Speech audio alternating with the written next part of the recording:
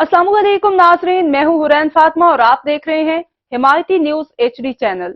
नजर डालते हैं आज की अहम खबर पर। कोट गुलाम मोहम्मद के गवर्नमेंट प्राइमरी स्कूल चौधरी गुलाम अब्बास में थरदीप और यूनिसेफ के ताउन से तलबा को स्कूल बैग देने के बाद स्कूल में मुरम्मती काम मुकम्मल कर लिया और क्लासेज में खूबसूरत पेंटिंग की गई है। उस्ताद अल्ताफ हुसैन बड़ाइच और शेर मोहम्मद नवंदानी का कहना है कि स्कूल की छत टूट चुकी थी जिससे जानी नुकसान का खदशा था। अब स्कूल की मुरम्मत और रंगकारी का काम मुकम्मल कर लिया है।